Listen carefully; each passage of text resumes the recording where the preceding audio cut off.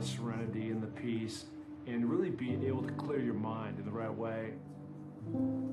And the best thing about it is you don't get hit by 250-pound linebackers.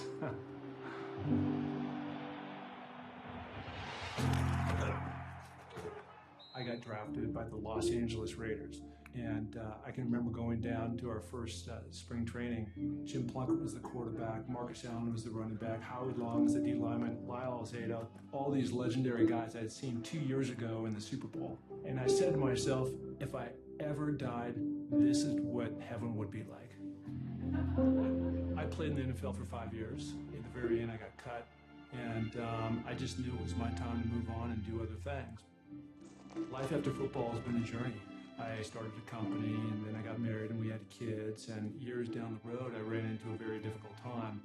I was going through a separation with my wife and it was just a very lonely place. And so I kept asking the question, how did I get here? And one day I changed that mindset to, what am I going to do about it? I decided to become the first NFL player to climb the 7 summits. The 7 summits are the 7 highest peaks on each continent. I did the first one, then became the second, then the third, and then some momentum started to happen. And next thing I know, I'm more than halfway there, and I have 3 to go, which are Denali, Mount Everest, and Vinson. I got pushed back on Denali in Alaska last year. We ran into minus 60-degree temperatures on top. And so my life and limb and fingers and toes were more important, so I'm going to go back again next May and attempt that mountain. I get butterflies when I first get to the mountain, just like I did in the NFL. You get up in front of a mountain and it's pretty intimidating. You know, it's staring down at you and there's got a lot of dangers up there and you don't know exactly what you're getting into. But as soon as you start taking that first step, then all the flies go away and you're ready to go. The whole thing with all of us that we need to do, those guys that played in the NFL, is to go out and just rechannel that same effort, that same energy into finding something that you're really purposeful about. Those things that are going to get you out of bed in the morning. And I'm so glad the mountains have done that for me.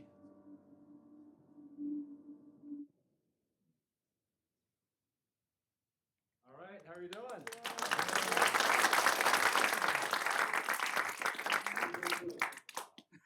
We good there? Yeah, watch him, Nancy. Yeah, he's a troublemaker. Well, first of all, thank you so much for showing up. It's an honor and a blessing for me to be here. I've been living in Sun Valley the last 9 years with my wife, Darcy, here in the front row. And it's just a magical spot. And in many ways on Mount Everest, living here actually saved my life. And I'll get into that a little bit later. I want to put a little context to this video that you just saw. So obviously that was shot about 6-7 years ago. And the thing that was really cool about it is that the NFL was out looking for good stories. They're always looking for a good story because there's plenty of bad stories out there. And so they had found out about this journey I was on to try to become the first NFL player to ever climb the 7 summits. And so they called me up and they said, hey, we want to do this short film. We want to run it before the Chiefs Raider game on Thursday night. And I said, of course, I'd love to do it. And they go, where do you want to go? What would be epic? And I said, let's do Mount Rainier. So I know some of you know about Mount Rainier from the great state of Washington, but I was really excited to go up there and not only be on that mountain, but really experience that and show those guys there. So being from Seattle and being from the great state of Washington, it was an honor for me to be up there and be part of that. The other thing that was really cool is that when I was growing up and when it wasn't cloudy and rainy from those people that are from that region, and I could actually see the mountain, I could see it out my window.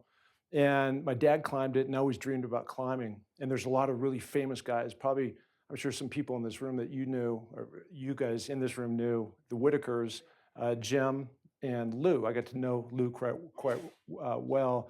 Jim actually in 1963 was the first American to ever climb Mount Everest. Obviously, Ed Viesters is here too. I've climbed with him.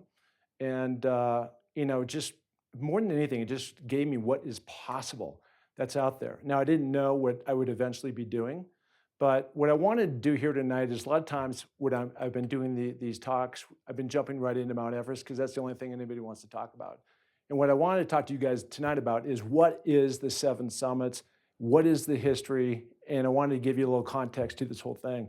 So maybe you're a little bit more educated next time you're out there and, over a beer you're arguing what was going on. So I'll get out of your way here. Okay, so the guy in the middle, his name is Dick Bass, and he was a Texas oil man.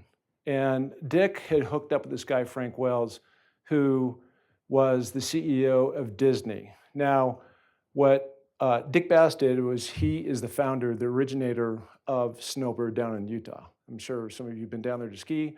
It's a wonderful, wonderful mountain. And so somehow or another, in all their different adventures that they were doing, they had this idea cooked up that they were going to go try to do the 7 summits, which are the 7 highest peaks on each continent in 1 year. So off they went. And it was quite an adventure.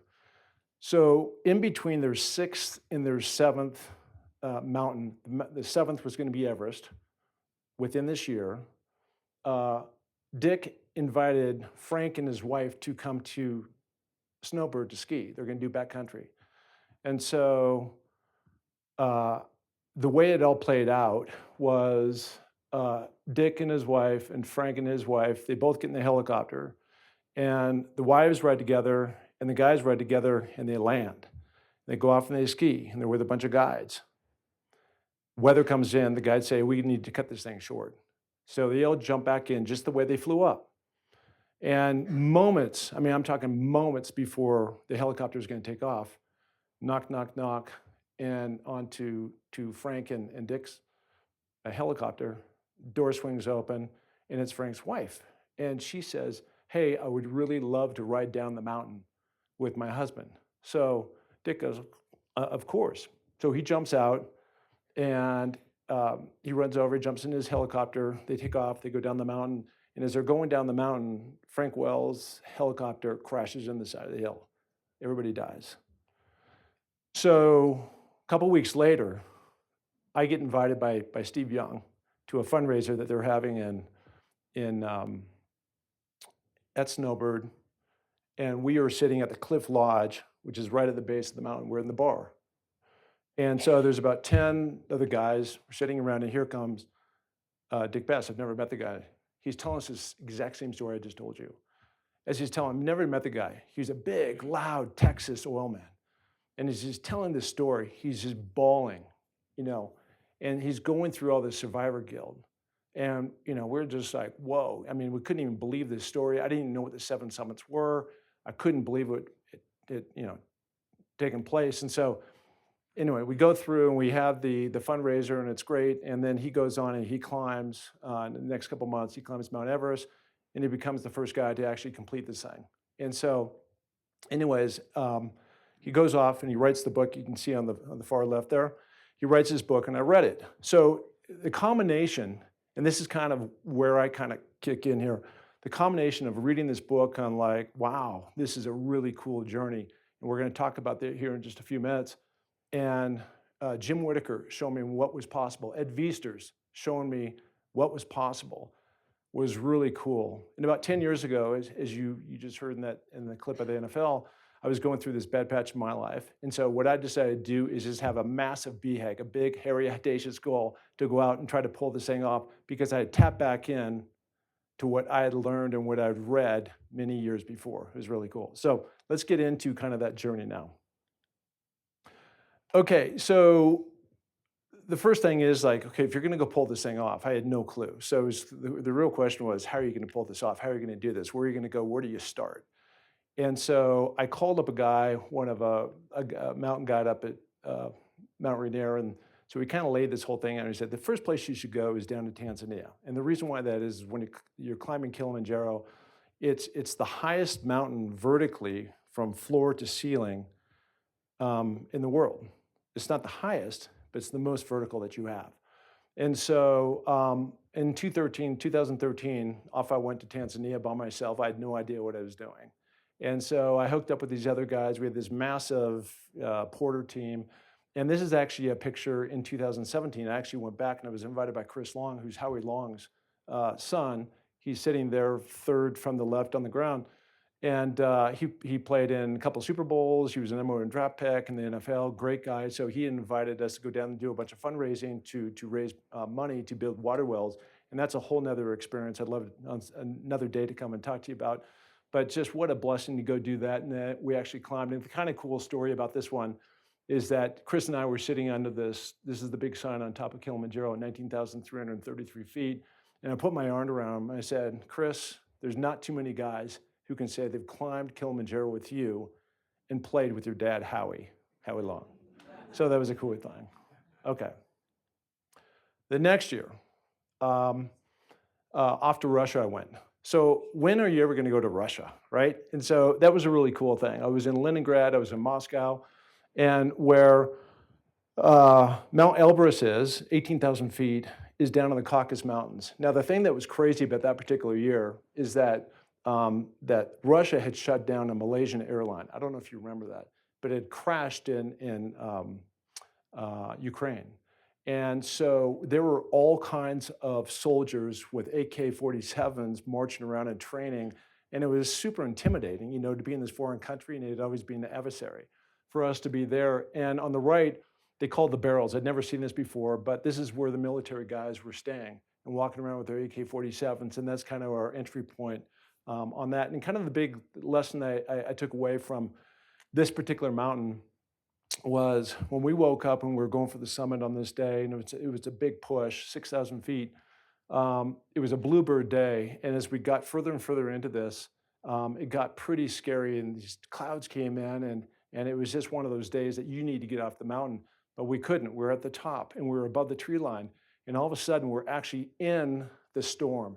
So a lot of times when you look up and you see lightning up there and you go, Mommy, there's lightning, and you know it's coming down and it crashes, you know, and it burns a tree or something. We were the source. We were in the source. You could feel it on the back of your neck. And when you climb Elbrus, it's kind of a camelback. So you go up and then you kind of come down and then you go back up for the final push. And as we're coming back down, there was a couple that had climbed up, and this guy was in pretty bad shape with altitude sickness, and we asked if we could help him. Anyways, the long and short of it is they said no, and we later learned that he'd been struck by lightning and died. So it was kind of that first moment like, you know, these mountains are real and you can't mess around with them. Okay, so on a lighter note, the third mountain was down in Australia. So where this mountain, I think you have to actually climb the mountain to be able to pronounce it, but it's called Mount Kosciuszko. And so this sits in between Sydney and Melbourne, and it's kind of a triangle. As you get there, it's in the Snowy Mountains. And I don't know if anybody here has ever seen The Man from Snowy River. Lisa, it's a great movie, right? Kirk Douglas. Did I say that right? Something like that, right? Yeah, anyways, he plays this double character, and it's wonderful, and it was really cool, and anybody can do this, but it's essentially like a 10-hour hike, and it's just like, if you can imagine going all the way around Baldy in some 11-mile, you know, trek that would be. So it's not strenuous. I'm in shorts, and it was fun. So anyways, down in Australia, they're good people. Okay, mountain number 4. This was down in Argentina on a mountain, another mountain that's hard to say, Aconcagua. So the thing that was really going to test me on this one was the altitude. It was just under 23,000 feet. So that's high, you know, and for people, there's a lot of people who can't deal with that. And this picture on the left is taken at 19,500 feet. And I knew at that point, I was super confident in 19.5 that I was going to make this thing. I'd been down there for a couple of weeks, and there's a lot of in mountaineering where you have to go up and you come back, and you go a little higher and you come back, and you're porting and you're bringing things up and supplies. And so it's kind of a lot of back and forth, but you're building up your red blood cells, which carry oxygen around your body. And that's the reason why, especially when we get to Everest, it's so important for you to be able to survive that, so you don't end up having cerebral edema, which ironically, a doctor in our group actually got, and we had to get him off the mountain. I thought he was going to die, but he didn't, thankfully. So that was cool to be down there. Another thing that's really cool about this is that when you fly there, you fly from the States down to Santiago in Chile. And then from there, you go south and you fly all the way to the very tip, which is Punta Serenas. So down in Punta is where Shackleton had made his way back. And so there's all this history with Shackleton, how he went in, and this woman who owned this hotel had helped him out and raise money. And then he was able to sail back after he had paddled in a rowboat across that strait. And the Drake Passage is the most wicked body of water out there. And that's one of the reasons, too, that they have the Panama Canal, because so many ships had sunk.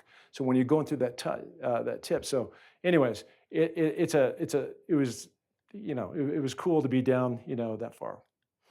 Okay, so now we get into Denali. When you saw that NFL clip, so that's kind of where it stopped. I did it. That was back in 2017, so it's been a number of years, I guess now. But as the film said, we ran into just this brutal weather. I was stuck in a tent for 5 days. There was so much snow. The volume of snow that was coming down. You had to wake up like every 3 hours and scrape it off your tent. Otherwise, it was going to collapse. And it was -6. It was actually -90 on top. And so I have that recorded. And so we were just below at 14,500 feet. There's 1,100-foot ice wall that you have to climb to get up, kind of in position to get up there. So I came back in 2018 and got that done, which was really cool. The hard thing about this, and it was such a bitch to go back, is that there's no porters, there's no Sherpas, there's no donkeys, there's no yaks, which carry a lot of your equipment around. And so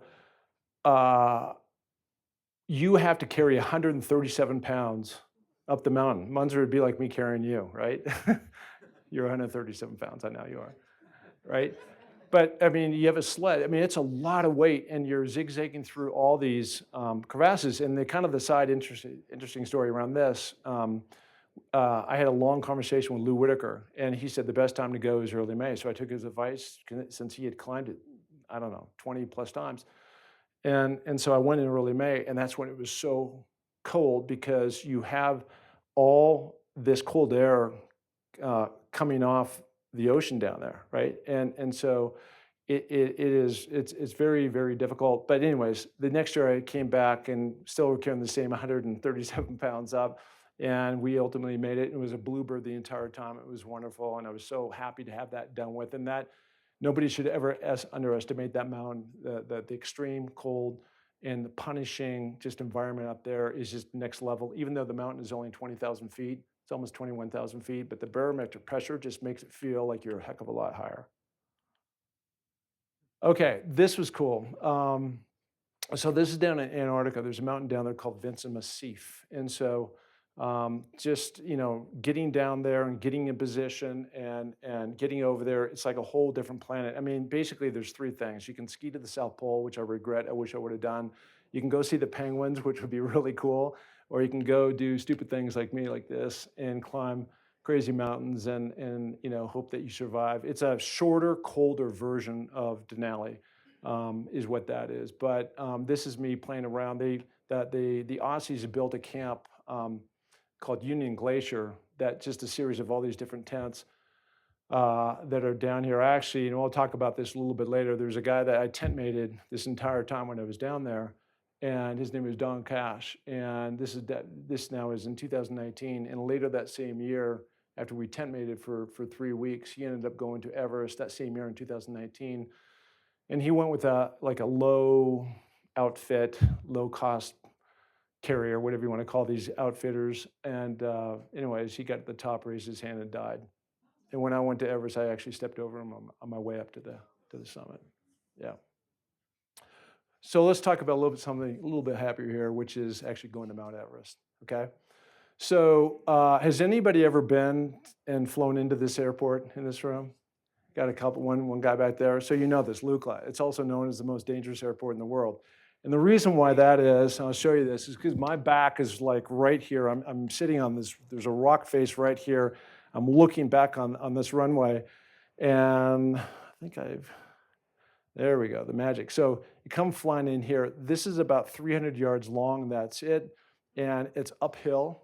And you want to make sure the brakes are seriously on by the time you hit this 24, or bad things are going to happen to you. And conversely, when you're going to take off, you want to have that plane, on the 24. You've revved up the engine, you've got the brake on, you put that baby down, the whole plane is shaking like this, and then you slowly let the gas off, and off you go down the runway. You go off to the side of the runway, and you got to bank that baby hard left, or you're going to crash into that mountain on the right. So it's scary, it's wicked, and it's, in these small planes, you're bouncing all over the place. So that's the way that you start an epic trip on Mount Everest.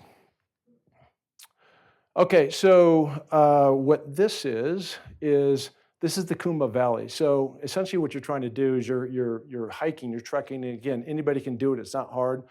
It's 40 miles, it takes about 10 to 12 days depending, and you're going from 9,800 feet at Lukla to 17,500 feet where I lived for 2 months, okay? It's brutal.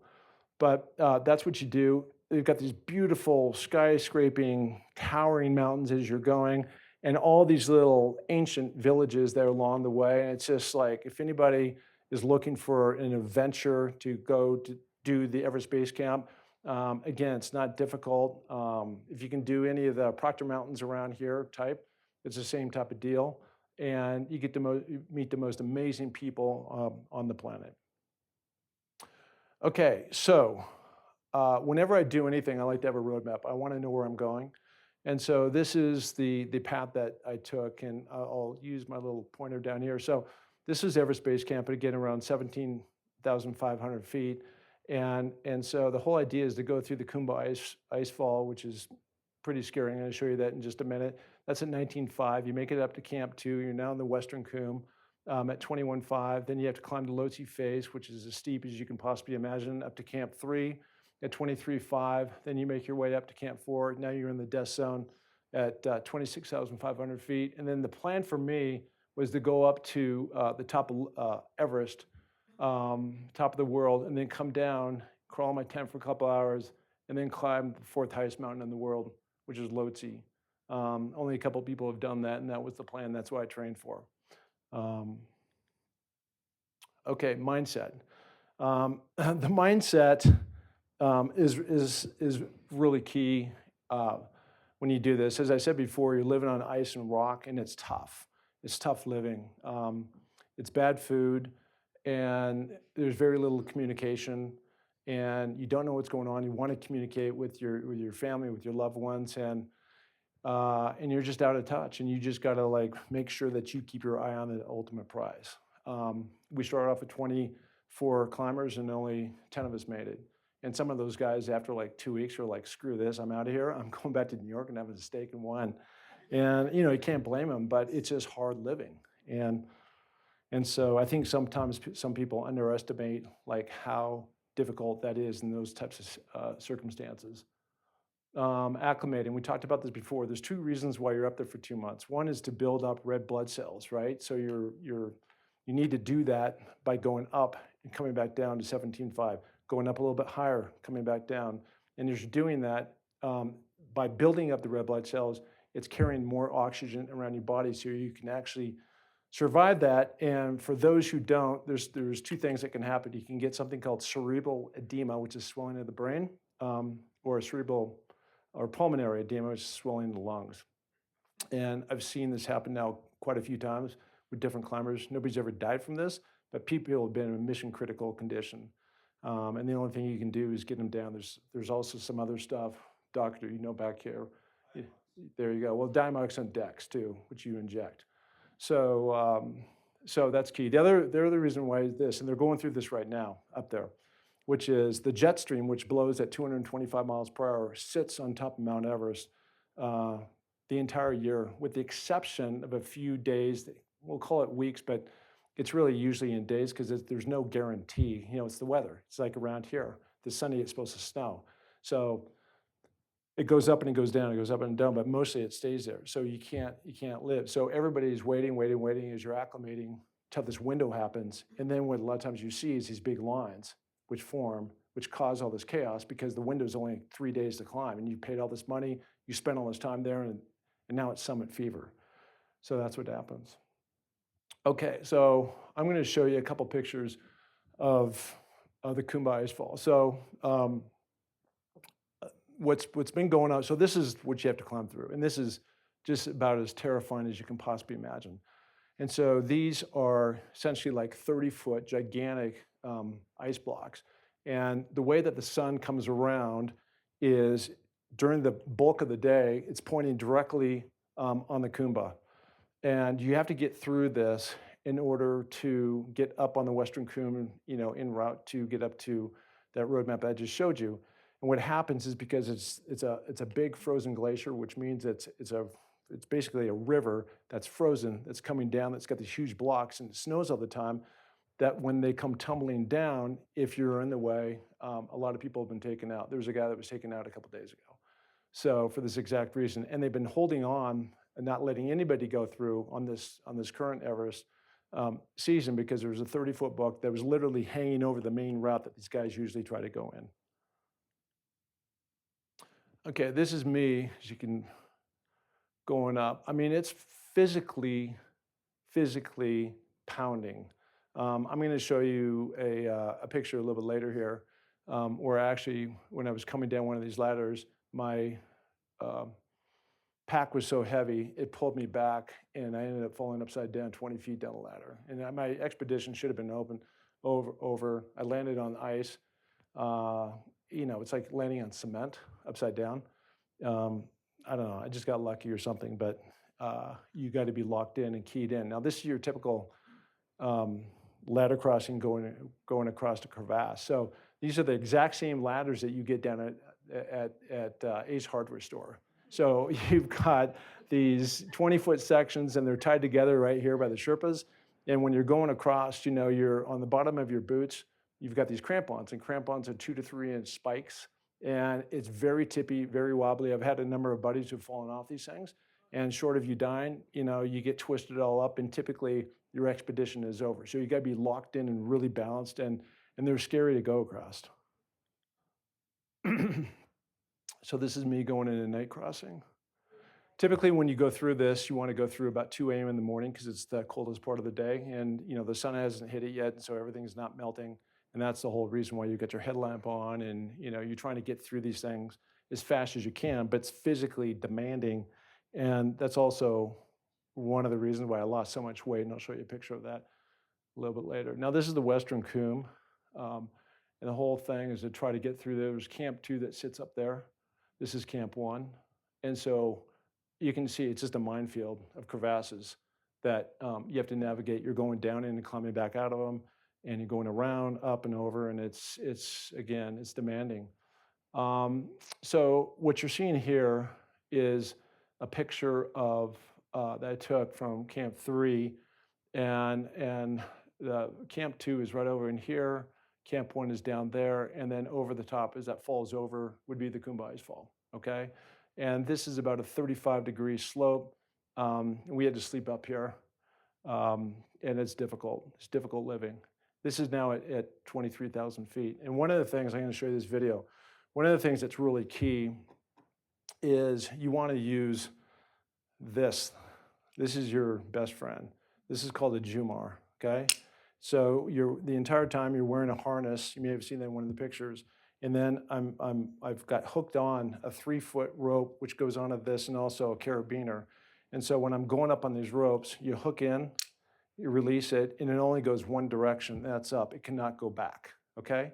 And then as a redundant system to make sure, just in case this falls off or you don't clip it in right, you have a carabiner with a different rope. So you've got a backup system just in case. A 20-year-old kid at this camp yesterday didn't clip in, and he fell all the way down that slope I just showed you at Camp 3. So it's real. This is me at Camp 3, or actually between. There's Mount Everest. This is the fixed line. This is what's helping us get up the mountain safe. Going across the yellow band right now. And then the goal object is also Lhotse, which is right there. We are on a uber steep.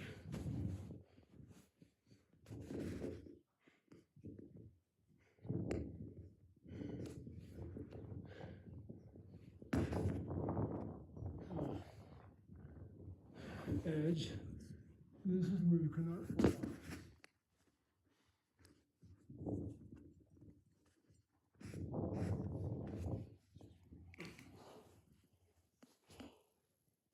This is me.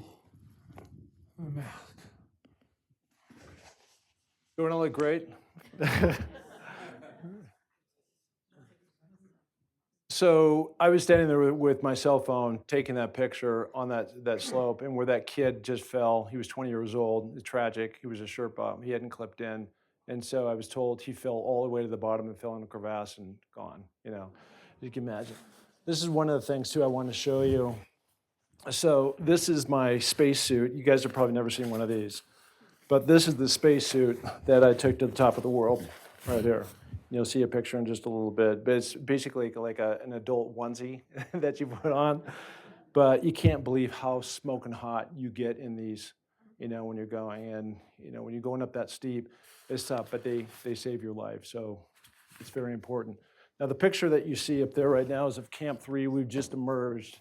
And the thing that was brutal about this was that we got up to Camp 3 and we were hit by a cyclone. So it was blowing 75 miles per hour. We were stuck in our tents in our sleeping bags for 3 days on a 35-degree slope with avalanches coming down on either side. It was brutal.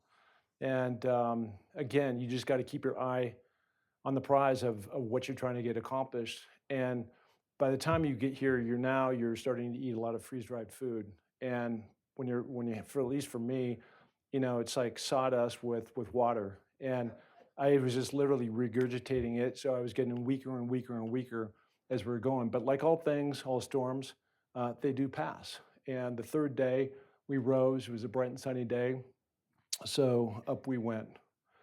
And again, this is the yellow band, and then you go over the Geneva Spur. And as I kind of came around to the right, the thing that really hit me in this chaotic scene was that book In the Thin Air by John Krakauer.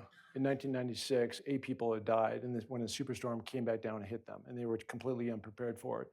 And this is what I walked into as I'm thinking about this, okay? So our tent was over here, and laying next to me, 6 feet, was a guy that had died, a British guy that had died 6 days before of cerebral edema. And so this is what I'm walking into. And the idea was that we would be woken up at 11 o'clock with the idea of leaving at 12:30. So you ask, well, what do you need an hour and a half to get ready to go? And the amount of time it takes for that many people up there to find snow, well, there's plenty of snow, but get the snow and melt that and make that into water. Obviously, you have to be hydrated and just try to get something to eat, and get your stuff on. Well, through this chaotic situation, we didn't get woken up till midnight, okay? And so now it's this big frantic thing to try to get out your tent, and off we go. And so as I was climbing out of my tent, I wasn't wearing my goggles. It's blowing 45 miles per hour. And so there's these ice particles that were flying. And so my whole side of my face got wiped out, and I was snowblind in my left eye. So when I'm supposed to be at my best when my best was required, I was at my absolute worst when my best was required on the most important day of my life.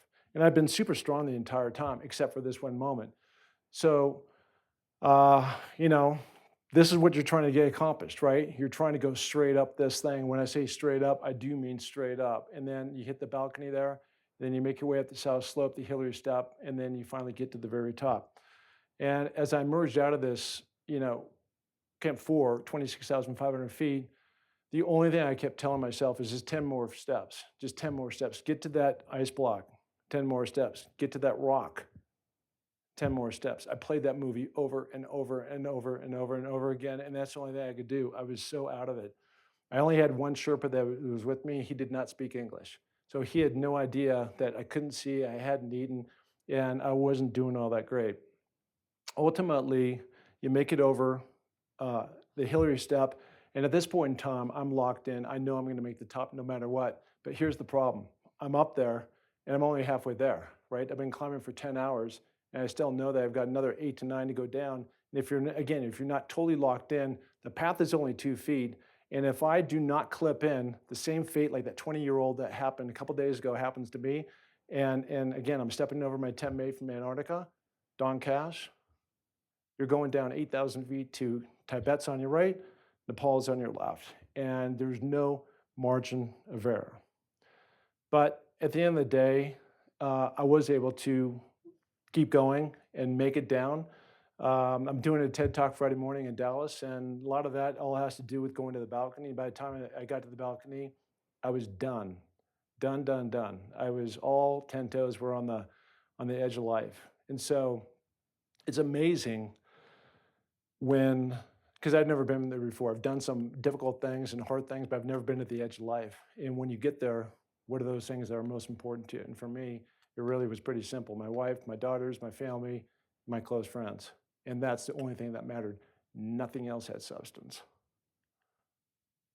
This is a picture I was talking about. My whole face was a big scab. I couldn't see out of this eye. And this is when the ladder had ripped my back open. And I still, to this day, I can't run anymore because of all this nerve damage back there. So, Munzer, you know this, and Darcy, you know this. I don't ever show pictures of me at the beach with no shirt, but just because this is so. So this is over here on this side. The New York Times wanted to do an article about this whole NFL thing and me trying to accomplish this goal. And so this is in Kathmandu at this hotel. And so they had a photographer come in, and I've been training like a madman here. I'd put on 150,000 vertical feet, training up and down that mountain, skinning. And so I was big and I was gun and I was all ready to go. I'd put a little weight on. And then this is, if any of you guys know Bill Nurge, we were messaging right when I came off the mountain. I just got back to the hotel and I go, Bill, I'm a mess. He goes, you got to take a picture of it, right? So he's the Bill Nurge, just runs this hardcore fitness crazy thing down here. So I did that for 6 months with him to help me prepare for the unexpected. And even though I knew I'd be in for the unexpected, I wasn't expecting the unexpected, like at that extreme and what that could do to your body. Darcy said I look like a very old man when I showed up, and I wasn't in great shape. And so this is just one of these weird blessings that sometimes in life happen. And this is now, let's go back to 2021 was when I climbed, because 2020, I was supposed to climb the mountain, Mount Everest. And if all you guys remember, in March of 2020 in Sun Valley, Idaho, I think it was the epicenter of this little thing called COVID, right? And they had the Brotherhood come here, and all these guys came from all over. And unfortunately, that the whole world ultimately ended up being shut down. And so Nepal shut down the mountain, and so we can go. So now it's January 2021 when I actually climbed. I summited on May 23rd, 2021. In January of 2021, I get a call from the NFL, and they go, "Hey, Mark, we really want to shoot this little film on you, and we want to run it. And so, do you mind if we come over and do this capture a bunch of footage, and then we'll go to Everest with you and all this stuff and capture it?" And I said, "Sure, why not?" So they come over and we did all the stuff. Jim Morrow's in it. He's my best friend. Ed Viesters was in it. We had some other people too, and it was really cool. And they put it together. And the 5-minute short segment that you guys saw earlier, which it was intended to be, ended up being a full, documentary, which is 30 minutes. So now we go off. We go to they didn't end up going to Nepal with me, so they set me up with all these GoPros and everything. And so we come back, I give them all this footage, like 10,000 hours of footage. And so in like April of 2022, I get a call, and it's the NFL, and they go, "Mark, great news." And I go, "What?" And they go, "Well, you've been nominated for an Emmy in Best Cinematography and Best Picture." I'm like, "What are you talking about?" What movie? I had no clue what they were talking about. And so they go, "No, for this movie that we shot on you called Searching for the Summit." So I wanted to play just a quick little trailer of that to what that is. Life after football, for me, it was just a very, very lonely place. I started this journey to climb the 7 summits was 10 years ago. Everest, is the highest point on Earth, and it is the pinnacle of achievement for a lot of people. We had a lot more bad weather than normal. Solid day. We've been under intense windstorm. If you make the wrong decision on Mount Everest, your body stays there forever. I found the mountains because of this tough place I was in. I didn't realize the healing that the mountains and the effect that would have on me.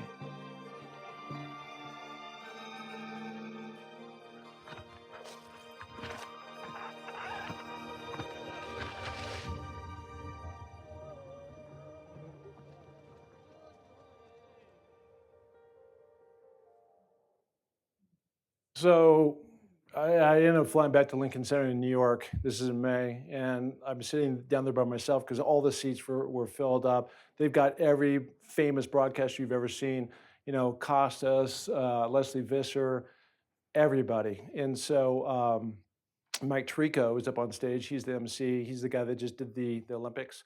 And so when they got to best category for the best documentary, they laid out 6 different films. 3 of them were by ESPN. I was sitting there just in awe that I ended up winning this thing. So it was just literally impossible. Yeah, I mean, impossible. Thank you.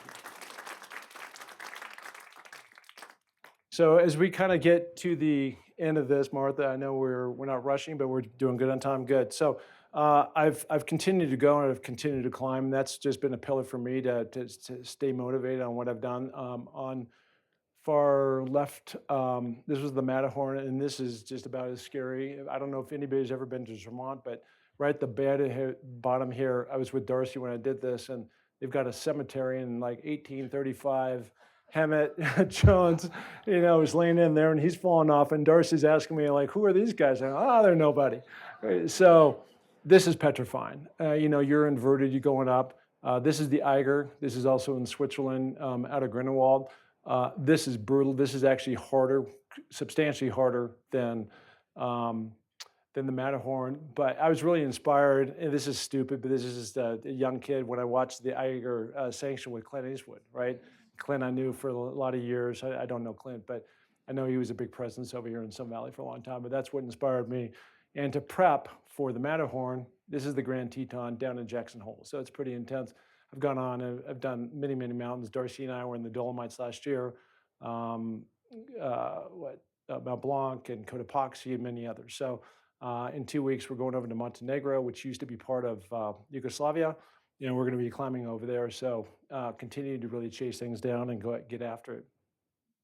So this is kind of the end of the whole thing. So, the real question for me is, what are, not that anybody in the room, I know everybody in here is super successful, but, this really just applies to me, like all these things you've done, playing the NFL and run Sports Illustrated and climb these crazy mountains and this other stuff.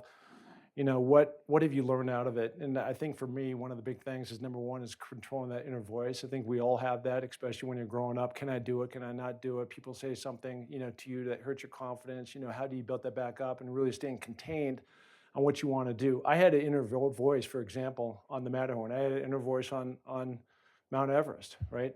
It's scary. It's, I made serious preparations that I may not come back. And that's hard to do that when you're also trying to say, I'm going to do this, I'm going to conquer this. Number 2 is focus on the process, not the peak.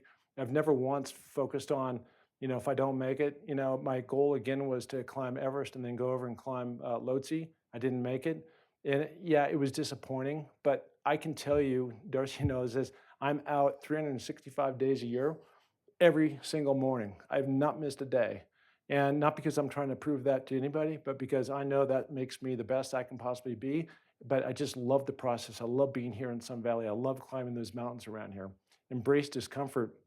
Being at Mount Everest for 2 months, it's a lot different from when Darcy and I were in the Dolomites and we climbed for a day. And we were talking about this, Lisa, and then we roll into a 5-star hotel and have, great meal and wine at night. I'm like, I could get used to this. But, if you want to do hard things, playing the NFL is not easy. Playing major college football is not easy, and like all the different, the pain and suffering that you have to go, but knowing that there's a greater plan, there's a bigger plan for you out there. That's what I've really tried to embrace and bring in. And I think the more you do something, the more confident you get about doing those things. Stay committed when motivation fades. That's a big one. I know this is really simple, but making sure that I'm out every single morning exactly at 6 a.m. I'm like a fireman. I lay out all my stuff the night before. Literally, it's all right there out the door. Darcy sees this. I have my water bottle down in the basement in our fridge, and I have all my stuff. And so there's no chance I'm ever going to miss any one of these, even if I'm switching between different time zones as I go. And the final one is visualize success before it happens. This was a big one for me, especially when I was playing football back in the day. But, also I used to tell myself is, why not me? Why can't I be that 1%, to actually accomplish this particular goal? I took Sports Illustrated from number 17 to number 1. Like, how do you do that, right? And it wasn't necessary in taking one massive jump, but I visualized that we could actually do this if we did some things a little bit different. So anyways, this is all about the book. Martha, I know this is gonna end it. And this is my shameless plug right now, but I did spend 2 years trying to write this thing. And this, like, there's probably a lot of people in here who are better writers than me. And it was a labor of love. And there's a lot of people who said, you should come up. And it wasn't about the shiny things I've accomplished. And Martha, you said this before, kind of in your opening, but it's really about kind of the valleys, the faith and the resilience that I've had to climb out of it, because nobody's up there when you go through a hard time. And everybody in this room, if you haven't gone through a hard time, you will, right? And it's just about how you manage that. I know you've done a great job doing that, right? This is my number one fan now. She's 90 years old, and then she's had 6 daughters, and her husband passed, unfortunately, some years ago. But, that's where the character comes in, and that's what you built. So anyways, it's been fun to actually fulfill that particular bucket list for me to just get that done. And, very blessed that it came out number 1 on Amazon and Mountaineering. So continues to do pretty well. So I appreciate it, and thank you so much for having me.